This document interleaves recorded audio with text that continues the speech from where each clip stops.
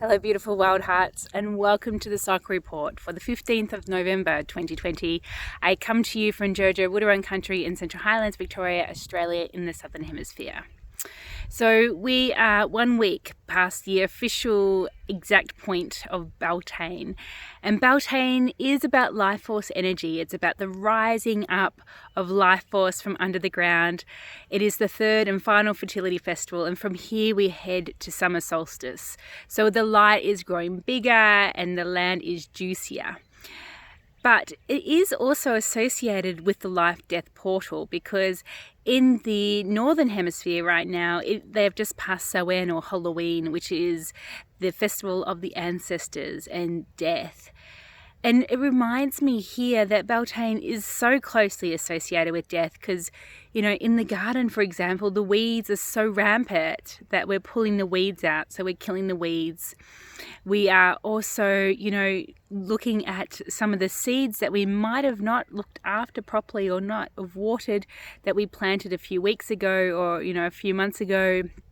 And they haven't germinated, or they haven't, they've sort of started, but with this warmer weather, they might have wilted and died. So there is certainly a portal of life, death, both within, the Beltane realm and, the Samhain or the Halloween realm. One informs the other. Life informs death, death informs life.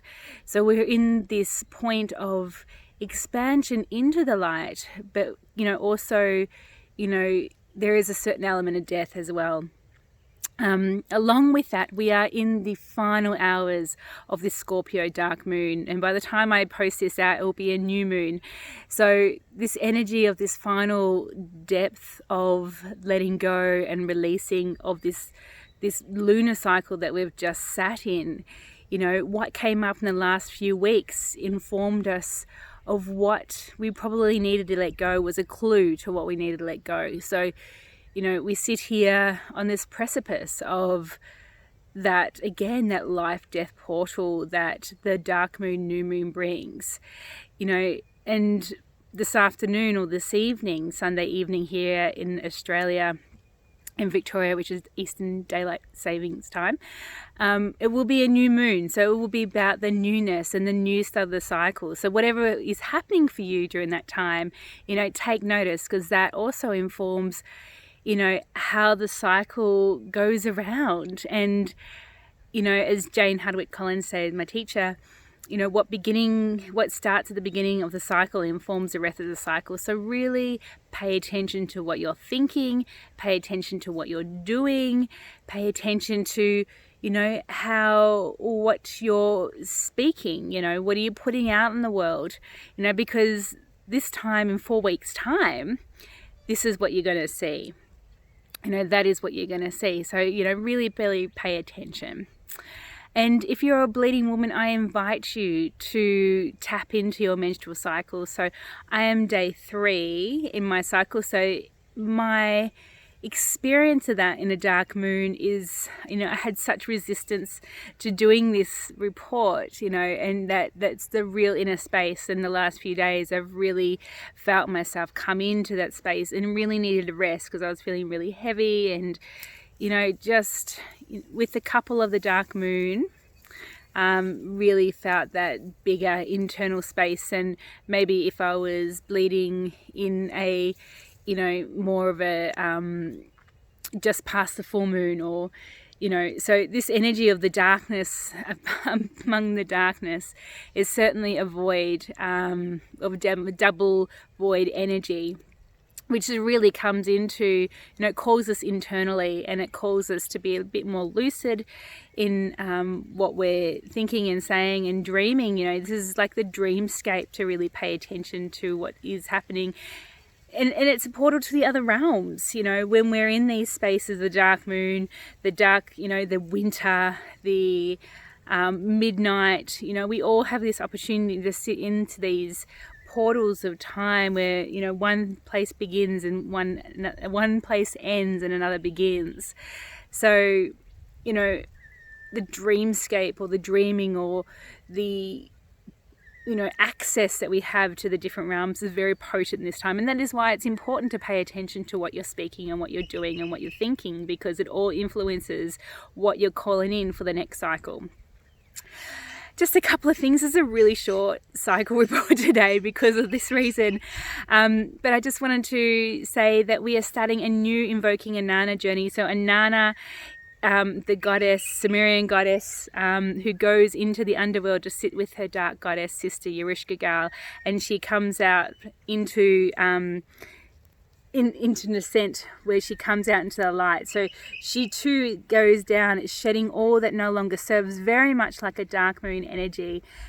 All shedding all that no longer serves. She sits in that void of where that portal of all creation, and then she comes up and she reclaims her light, which is such a beautiful process. So that is starting the 13th of January. So check out my website www.yvonnewildheart.com, and that will have all the details there. It's an all-gendered circle because the Temple of Inanna was open to everyone, and to everyone to experience this mystery of letting go, shedding, death, dying, sitting in the void of all or nothing, and then to ascend.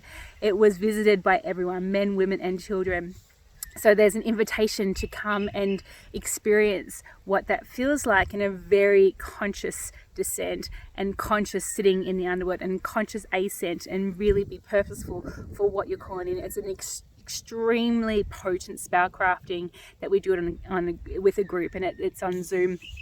Also, if you are wanting to know more about these cycles, there is an e-course which you can access through my website.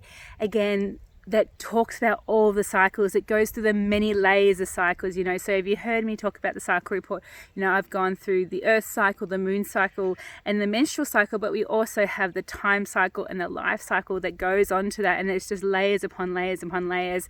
So that's consciously aligning with the cycle e-course, and soon we'll be coming out with a summer solstice e-course, and there's a Beltane e-course if you want to tap into more of that Beltane energies, which is still very much a part of what's happening at this moment, especially under a Scorpio dark moon, which is all about, Scorpio is about the hidden realms, but it's also about passion and, what desires that, you don't, allow yourself to move through. That's a very Scorpion energy. So they're all available through my website. I think that's it. So from my heart to your beautiful, beautiful hearts, Scorpio dark moon, new moon love to you all, and I just wish you so much love from this Beltane portal of life and death, and may your intentions and dreamings be powerful and potent for yourself, for all of our relations, and for this gorgeous, amazing Mother Earth that we live on, that holds us so beautifully. Thank you for listening. Bye.